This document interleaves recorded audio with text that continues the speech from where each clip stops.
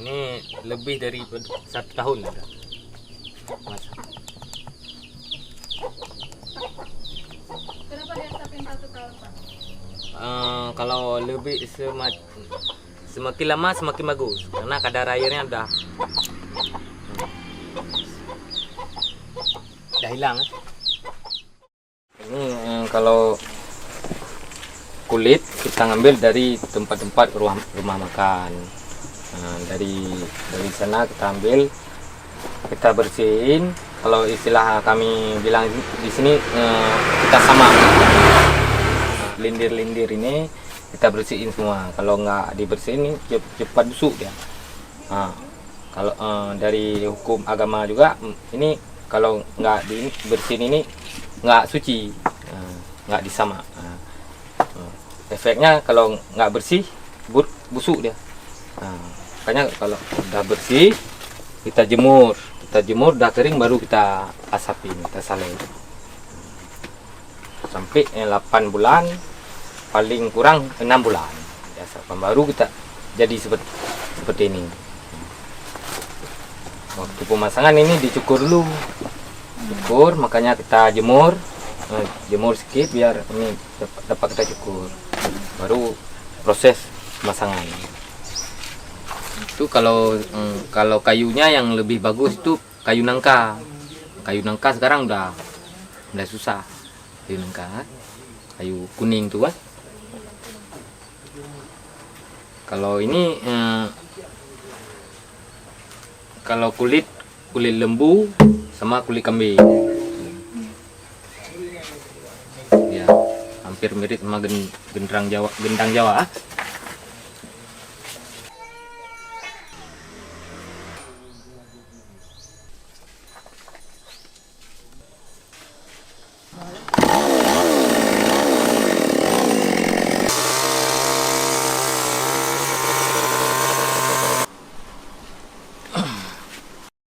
Ini?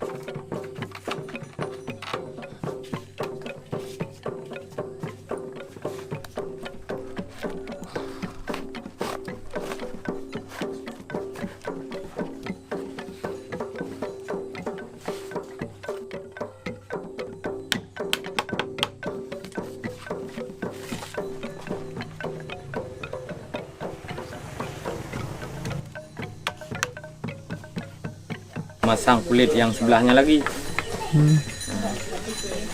Itu kalau kita kerjakan itu satu lumayan ribet, tapi kalau ada barang 3 kan 2 itu sekali kerja kita.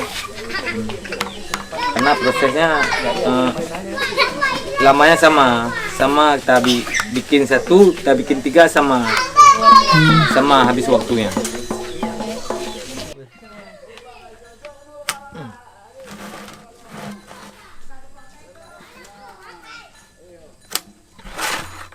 Inilah fungsi tali ini. Tel.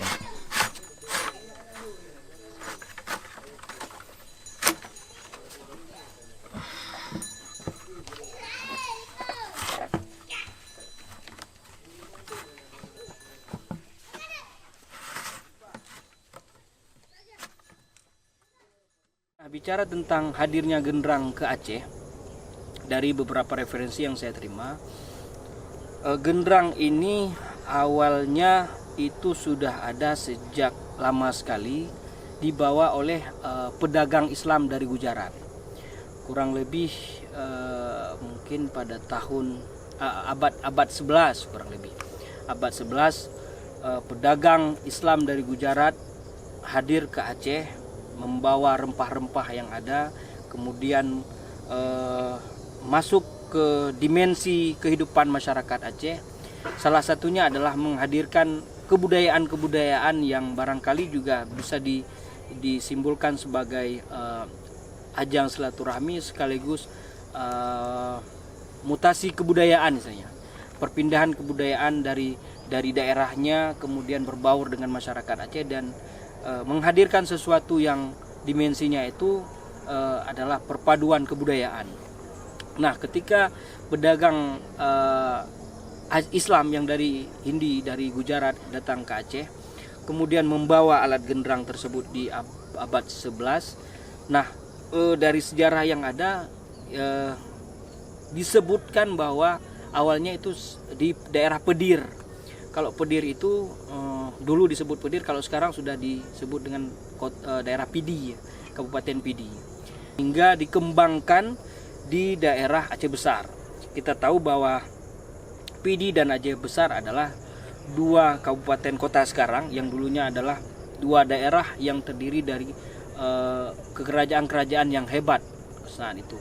Kemudian berkembang bahwa suara dentuman genderang ini hadir ke beberapa pelosok daerah lainnya, termasuk ke Pasir.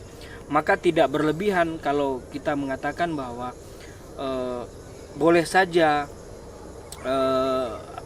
hadirnya ke pesisir utara adalah satu hal yang tidak rancu, karena disebut-sebut bahwa Pidi, Aceh Besar, bahkan di Aceh Utara dan Semenanjung pesisir utara lainnya adalah masyarakat-masyarakat yang lebih dahulu mendengar dentuman genderang itu hadir di telinga mereka.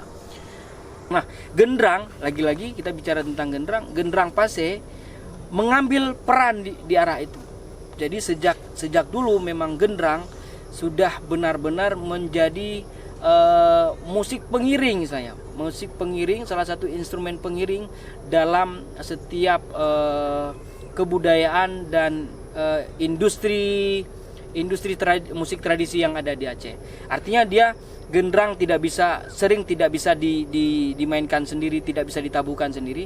Dan nantinya dia dikolaborasikan dengan rapai dan juga dikolaborasikan dengan surne kali. Ya, ini pukulannya ada 3 menghasilkan suara.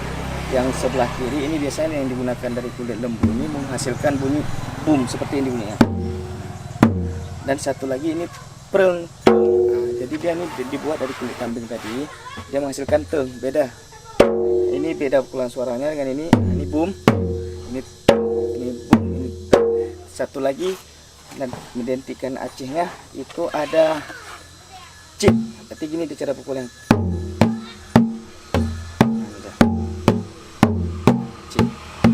Berarti suaranya ada 3. Ini menurut hemat saya.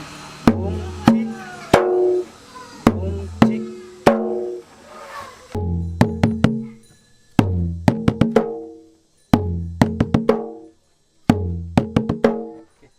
Ini kebanyakan orang main biasanya pukulan ini ada namanya tarian pemulia jame. Tarian pemulia jame itu tarian yang menyambut tamu datang. Jadi tarian pemulia jame itu biasanya dengan pukulan lambat seperti ini. Ini menurut hemat saya.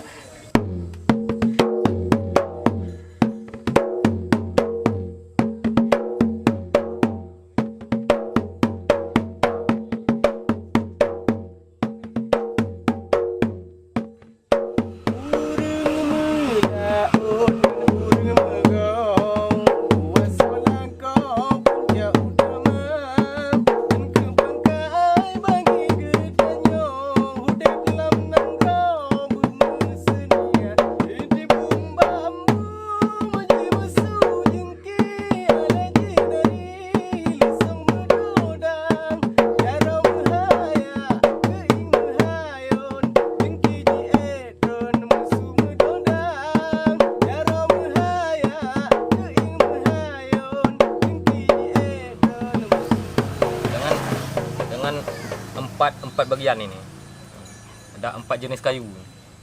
Ini kayu, ini Mbak Hasan, kalau kami bilang sini Mbak Hasan. Hasan ini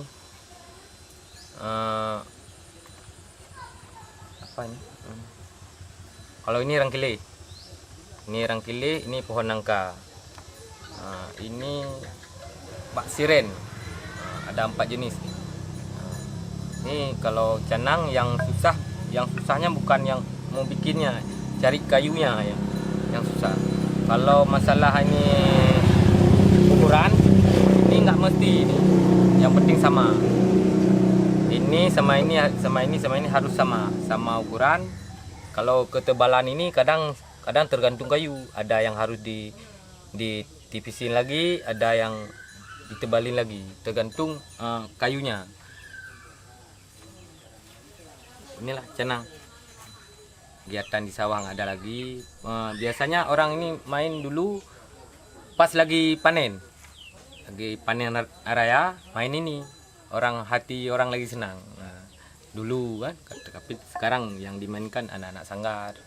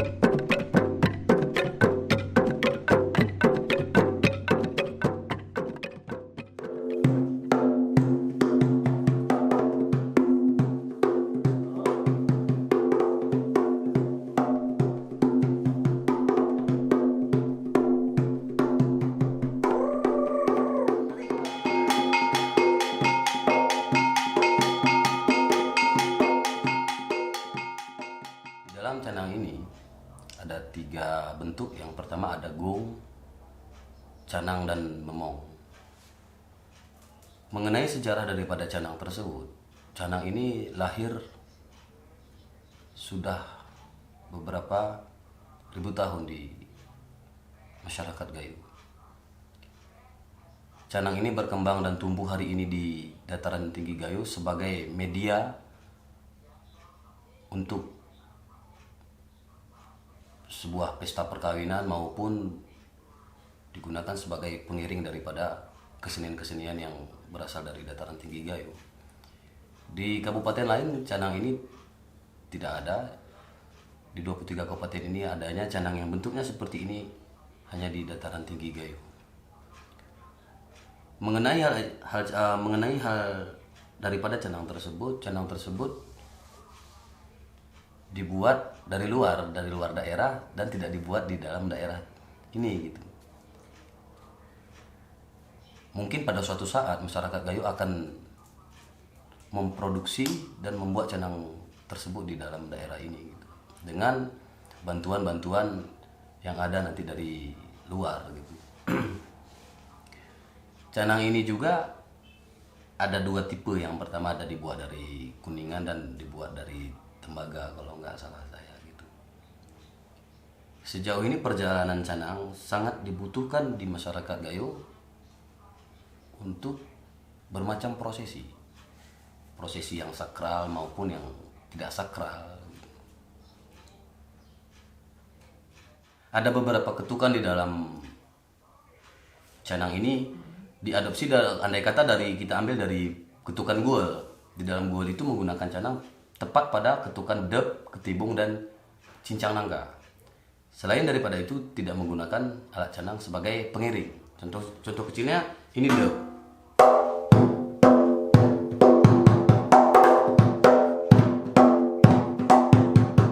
Jadi untuk pemukulan canangnya datar aja.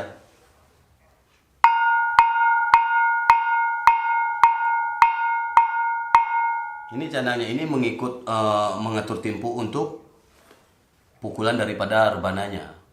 Begitu juga dengan memong memukul untuk memperindah si canang. Sekali-sekali pukulnya.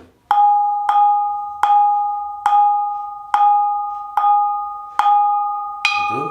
Terus lebih indah lagi ketika canang ini tidak ada memong, maka tidak indah suaranya. Begitu juga dengan memong ketika tidak ada gong, maka tidak indah suaranya. Begitulah kira-kira dalam bentuk sajian daripada iringan musik yang menggunakan alat canang. Begitu juga dengan ketukan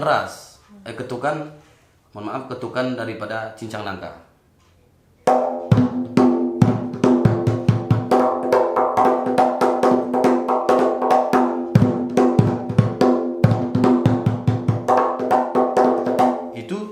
Sama halnya yang seperti dikatakan sebelumnya, canangnya ini mengatur tempo daripada segalanya untuk musik yang lain.